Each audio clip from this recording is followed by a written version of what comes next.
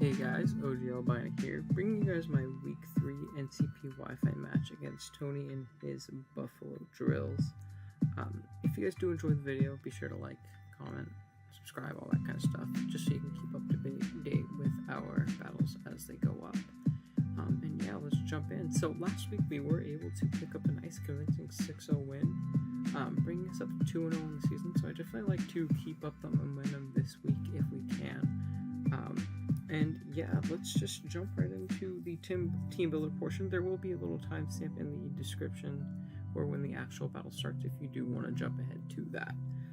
So yeah, it looks like the Buffalo Drills, their team consists of the Latias, the Mega Diancie, the Milotic, Porygon 2, Mandibuzz, Crocodile, Delmise, Magnezone, Ninetales, Cinccino, and Vileplume. And just in case you did forget, our team consists of the Zygarde 50%, Keldeo, Florges, Mega Aggron, Azelf, Serena, Drapion, Staraptor, Alolan Marowak, Crustle, and Rotom Fan. So yeah, going into this matchup, his fat was really annoying for me to deal with. Big threats. Offensively though, I would rank them as Mega Diancie is number 1. The thing is super scary to it. My check is 2-hit KO'd by, has a chance to be 2-hit KO'd by a coverage move, but we'll get into that in a minute. So Mega Diancie can be super scary. I really don't switch into its stats very well. Next up, I would say the Latias can be threatening if we do lose a member on our team later in the game. If we do, just happen to let it go down, or let it get too chipped or something like that. But I think we should be able to handle it pretty decently well. And third, the Crocodile. The Crocodile, honestly, is probably more threatening than the Latias now that I think of it. We do have a check that can avoid the 2-hit KO, but our EQ is really spammable versus my team. Most of my mons are on the ground, and the one mon we're bringing off the ground this week, spoilers, it's Azelf. Definitely just want to take a knockoff or anything like that from the Crocodile. So he can pretty freely click EQ versus my team, any build that I decided to bring.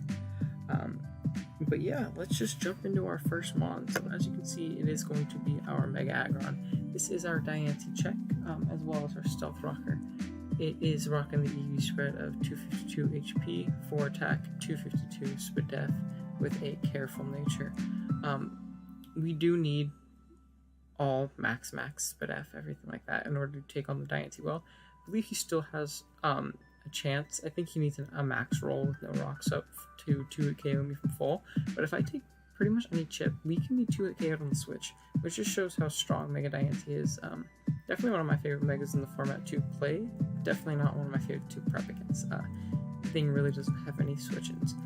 Moveset wise, it has Stealth Rockers, like I said. It's a Stealth Rocker that can actually get him up pretty freely versus this team, because the Mega Diancie, 9 times out of 10, I don't think that's a very smart play to come in and try and bounce those rocks back when a Heavy Slam is doing like 800% to it, even if he's max HP or something like that. So we're carrying the Heavy Slam, obviously, to hit the Diancie, hit a good majority of his team, like the Latias and all that kind of stuff. Toxic is for his fatter walls, which can kind of sit in front of this Aggron pretty easily, like the Milotic, if we can catch it before it switches in its Flame Orb, or the Porygon, or the Mandibuzz. Especially like the Mandibuzz, because that is likely his defogger this week. And if we can Toxic that thing, we can pretty much get rid of it to ensure our rocks are up to stay this game, which can be very nice.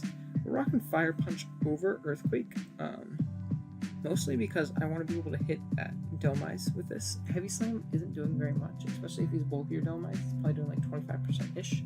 You can just synthesis that off, or just not really care about it in general. Fire Punch is typically a 2-hit KO against most Delmise spreads.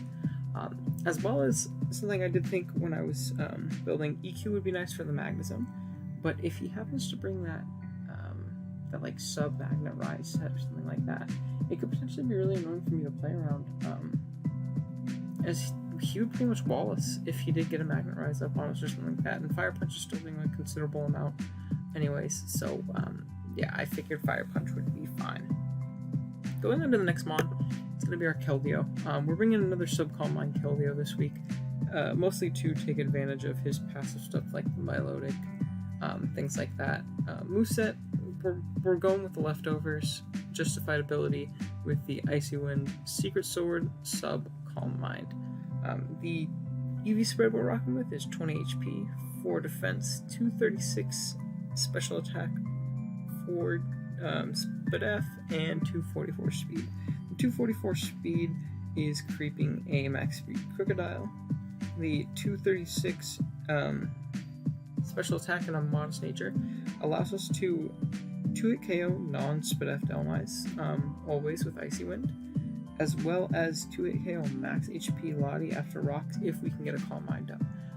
Lottie can actually eat the Icy Wind pretty well if it's not chipped. Even after rocks, no HP isn't really doing much, but once we get the Calm Mind up, we're definitely 2-hit KOing that thing. And because of the Icy Wind, unless he is Scarf, which I definitely don't expect this matchup, being that we do have a whole Drapion on our team, we will be able to outspeed it and 2-hit KO it and kill it the next turn. So yeah, Keldeo is poised to definitely put in a lot of work if I can position it correctly, and put in a lot of work like I did last week and the week before. So third one we have here is going to be our Florges. This is going to be our main Crook check. The 252 HP and the 196 defense with a bold nature allows us to always avoid the 2-hit KO from Crook, from Drawley, Scarf Crook. So if he's Life Orb or if he's Adamant, he can 2-hit KO us potentially.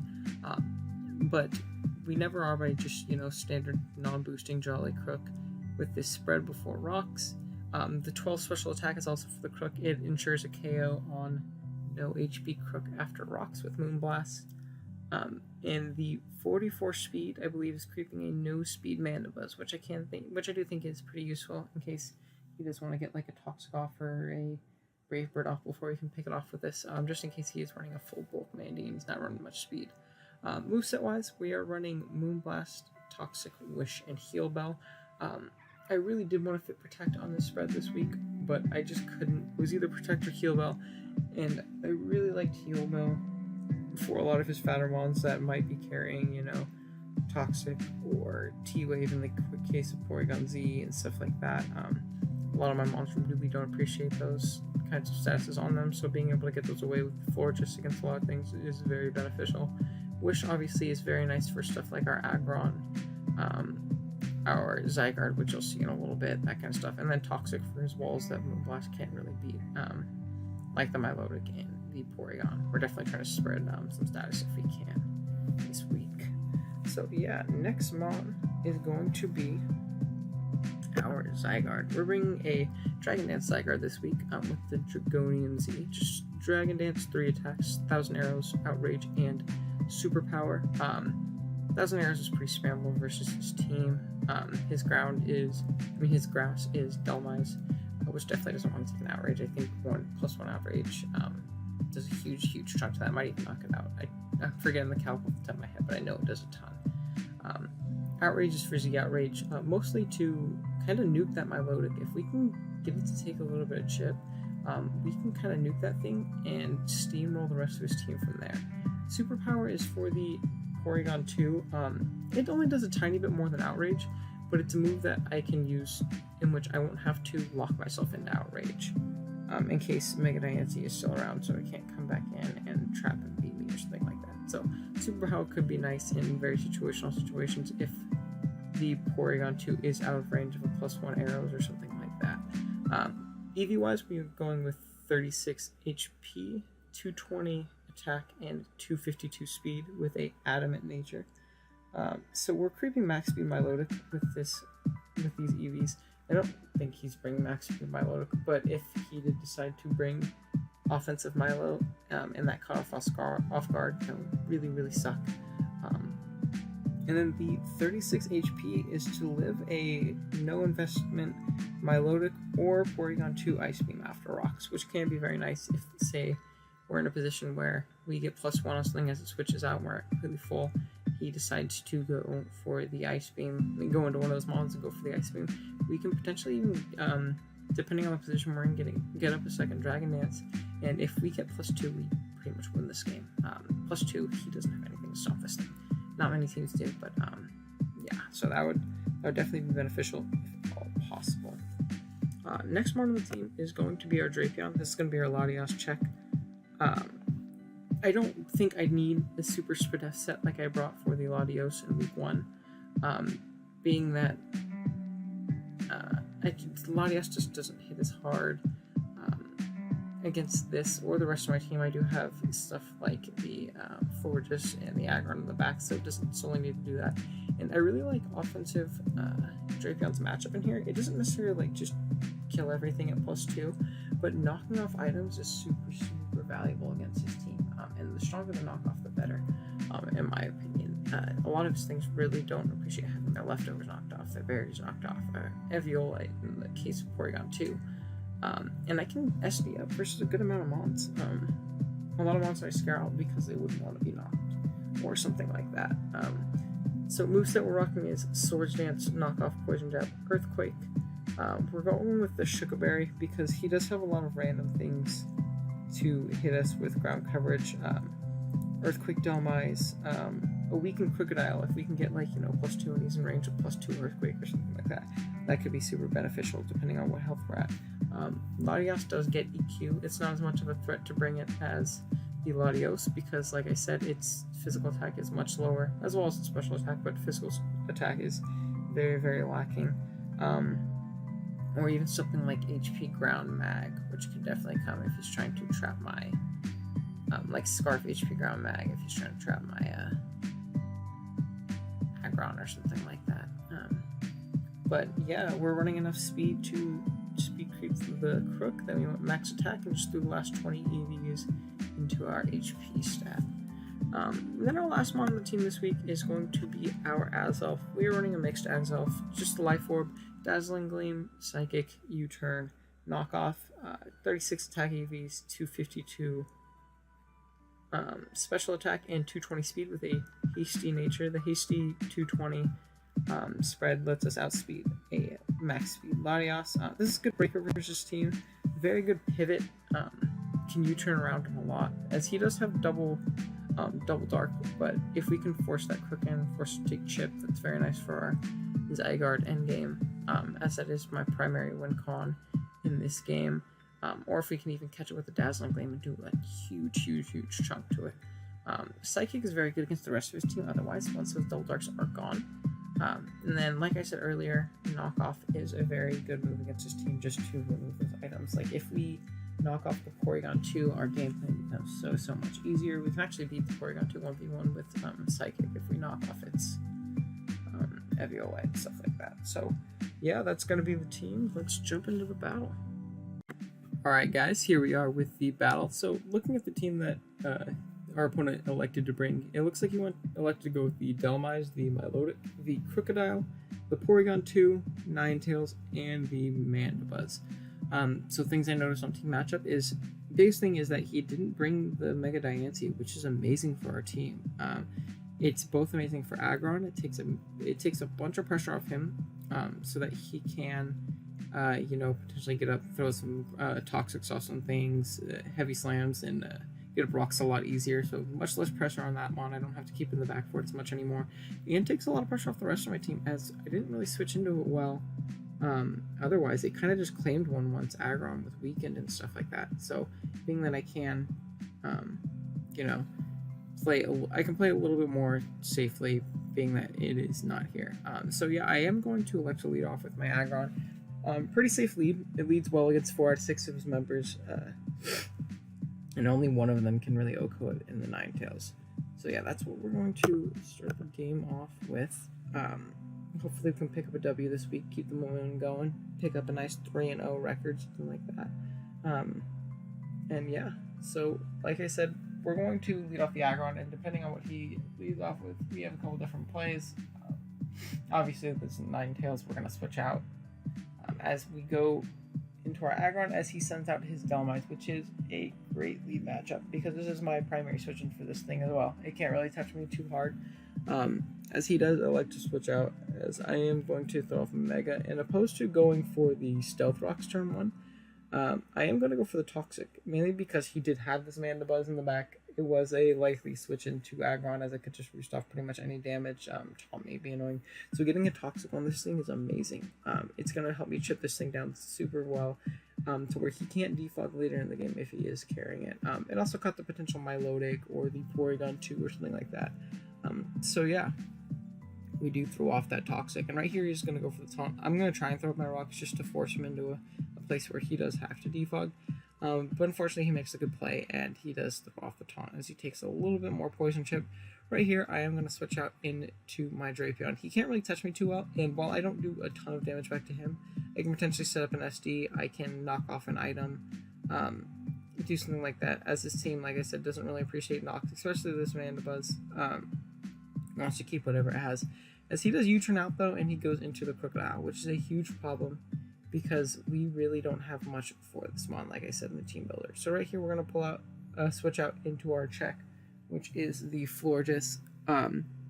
We do avoid the 2-hit KO from this thing if he is non-boosting, so we can tell from this damage if he's Jolly and non-boosting and all that stuff. As we do see that that is confirmed, as we do take a little bit under half. And right here, I'm going to throw off the Wish, expecting him to switch out, because this Crocodile is very, very good against me. But he stays in. And this is bad because we don't have Protect. Very unfortunate. I don't necessarily agree with this play, because if he lost this Crook, he basically had this and the Ninetales to pressure me offensively. The rest of his team was very passive this week. If he lost this, breaking my team was very, very hard for him. But shout out to him, he made the play. Not much I can do about it at this point, as I am going to pull the switch out in my Keldeo right here to try and take advantage of that Wish, because I know I can always survive an Earthquake and get pretty much back up to full with the Wish, plus lefties and stuff like that. So right here, I am just going to attack what's in front of me. We saw last turn that he is totally fine with staying in front of something that can knock him out, and we're going to go for the Secret Sword as he does pull the switch out into his Dhelmites. Which is unfortunate, but we do have a pretty safe switch into this with our Mega Aggron, as we do get lefties and go back up to full. So yeah, we're going to pull the safe switch out into our Aggron, as I believe right here, he does make a very, very good play, and he doubles out into his Ninetales, which is a very, very good play, because this puts us really far in the back. I'm going to be honest, I really under-prep for this thing. I totally forgot about it most of the time in prep. I think I looked over it, and that's about it. So our team really doesn't switch into Fire Blast, Solar Beam, HP Ice, and like maybe if he's like Nasty Plot or something like that. We really don't handle it super well. As right here, we are going to switch out and stack off our floor just to the Z Fire Blast, I'm assuming. Which is nice that we got him to pop his Z on the floor, just and it gives us a little bit of information. We know that he isn't, some kind of, damage reducing berry. He isn't a more bulky Ninetales. He isn't carrying Life Orb or anything like that. So we know what to expect from this Ninetales damage output wise, as he's most likely timid to outpace the Zygarde and stuff like that. As right here, I am going to pull the switch out in the Zygarde because he doesn't know from Yachi. He also doesn't know, my spread and stuff like that, and I can live an HP Ice from this thing, so I would definitely trade in order to knock this thing out. As he pulls the switch out into his Milotic, I'm just going to 1,000 arrows here. I didn't really see the point of DDing right there. It knocked out the Ninetales, and I couldn't knock out the Milotic with +1Z from full if he was max defense. As we see from that damage that he most likely is max defense. It doesn't really do anything. We're an Adamant Zygarde, and it absolutely chews that. So we're going to pull a safe middle ground switch into our Azelf. I didn't want to switch into Aggron and potentially get burned if he did decide to go for the Scald, even though it was in the sun. As he goes for the Ice Beam, it does a decent chunk, but we do avoid the 2-hit KO from there. And right here, I am going to U-turn and pull a switch out, expecting him to switch in fear of a Thunderbolt or an Energy Ball or something like that. As he goes out into his Porygon 2, and I was also really close to clicking Knock Off this turn just to get rid of the lefties on the Milotic or whatever came in. And I really wish I would have. Knocking up the lefties on this P2 would have been absolutely clutch. But unfortunately we don't. We're going to go on to our other knockoff user, Drapion.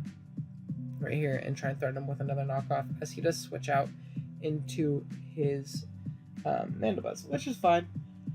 We don't do a lot of damage to this thing, but knocking off its item, let's just scout out what it was holding, as we do see that it was the Rocky helmet.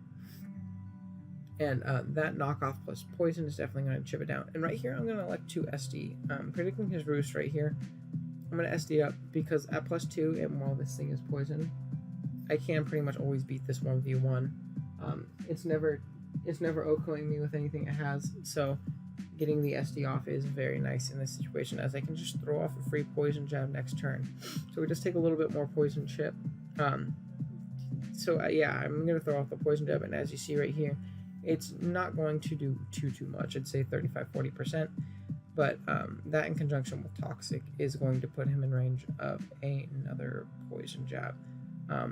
So he could potentially have the next poison jab. So right here, I'm just going to elect to go for the knockoff, being that if he wanted to switch out into his Crocodile and potentially preserve his Mandibuzz, it let me knock off the likely Scarf on that thing, and Poison's going to take this thing out anyways.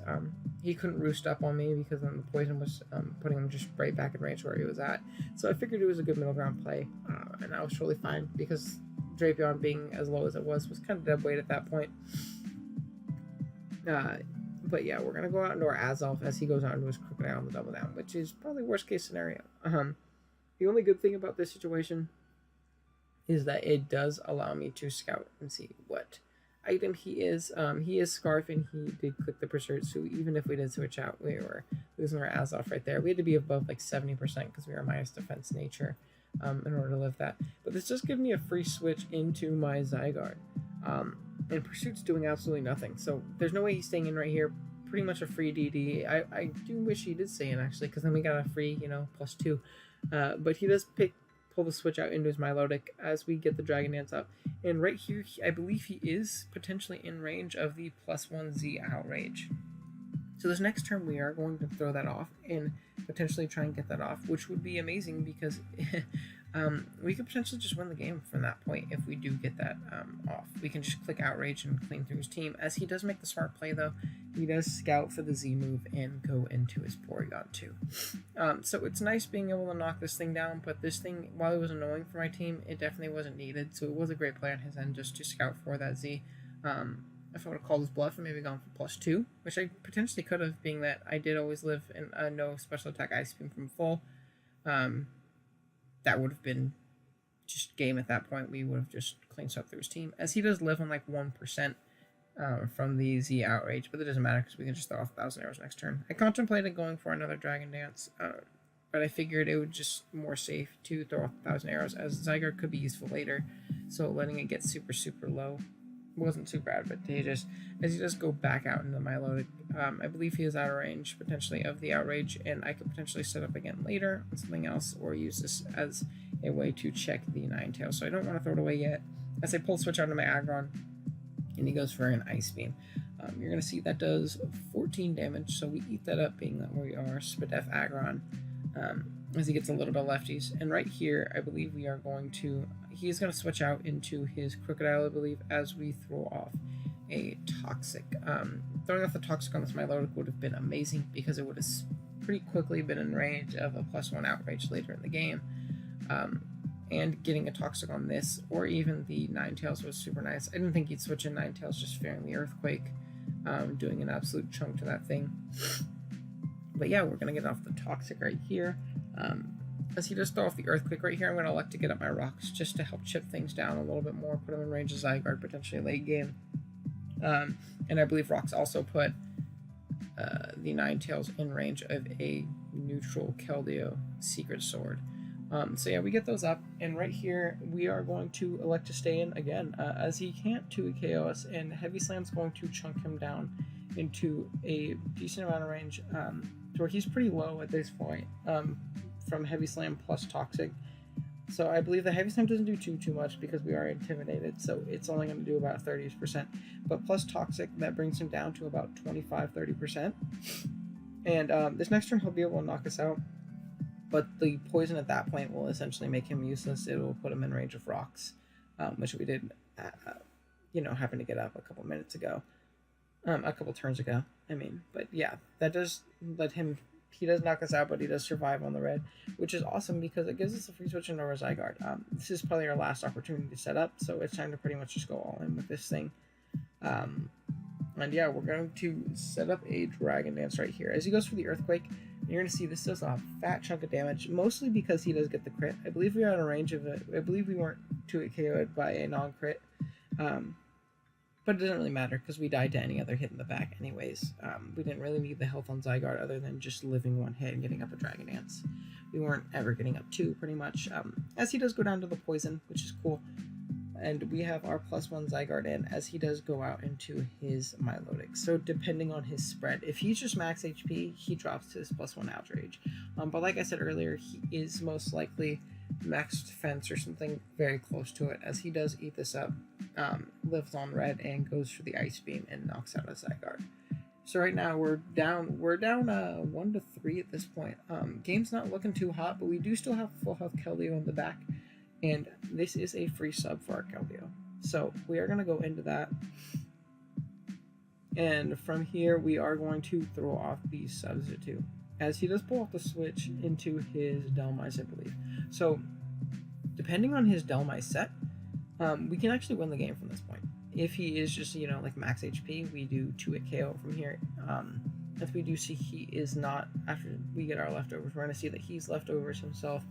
So he is an AV, so that eliminates that possibility. And if he's just maybe max HP, more of a defensive variant, we can potentially 2-hit KO him with this Icy Wind.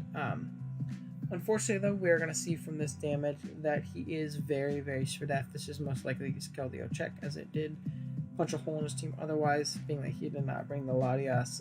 And he's going to go for the Power Whip and break our sub. So at this point, unfortunately, my only play to try and potentially win this game is to pray for a Power Whip miss and keep subbing down and hope he is in range of 2 Icy Winds when I do get that sub up. It would be... that's really my only way of winning. So right here, we're going to throw up the first Substitute as he does throw off a Power Whip, and you're going to see he misses already. So that's very, very fortunate for us. We could, again, potentially win right here if he is not Synthesis at this point, because he's definitely in range of 2 Icy Winds at this point. So we're going to throw that off right here. We're going to hit the Icy Wind. We're going to do a big chunk of him, bring him down pretty low. And this is the moment of truth. Does he have the Synthesis or not? As we will see after the speed drop that he does have Synthesis, which is very unfortunate. Makes beating this thing 1v1 much, much harder, being that we're not boosted at all.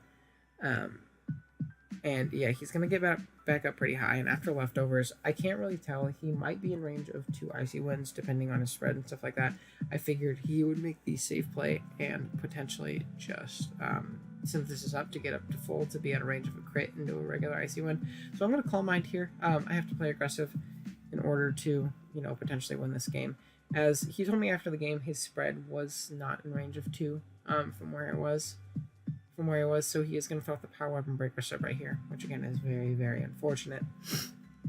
I figured he'd make the safe play just Synthesis up, but I guess in that play he made the right play in a sense. Being that this did, break my sub and pretty much make it essentially impossible for me to win again, barring another miss. So I'm going to use this opportunity to kind of talk about where I think I messed up this game.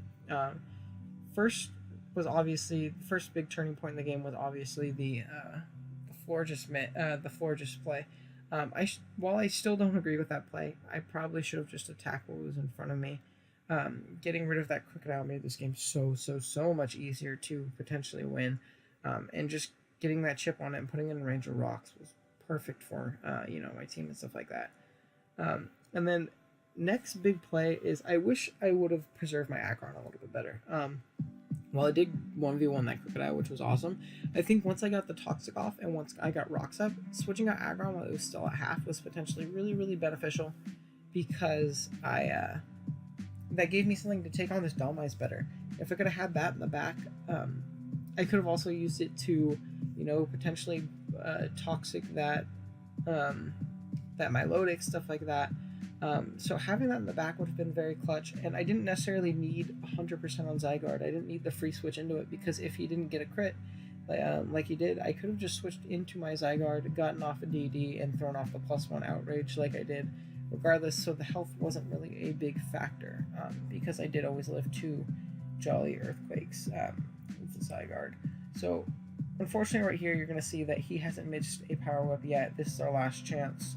If he does miss it right here, we could still potentially pull it out, depending on the speed of his Ninetales, but he does hit it and he does beat us. So unfortunately, sloppy game on our end. We are going to drop 3-0 to the Buffalo Drills, which is unfortunate, but it happens. Can't play 100% at your best every game. So next week is a very big game. We play Tyler, aka Phantom Base, and his New York Cosmogs. Very big game for us. We definitely need the win for momentum, especially after this loss. We definitely don't want to go even at 2-2. We want to go 3-1. Kind of push forward throughout the season because our schedule does toughen up from that game onwards. So yeah, if you guys did enjoy, be sure to drop a sub so you can catch that week 4 bout as it goes up live in a couple days, and at that point we'll be all caught up. So beyond then, it'll just be one NCP Wi-Fi game a week. But yeah, thank you guys so much for watching, and I'll catch you guys next time. Later.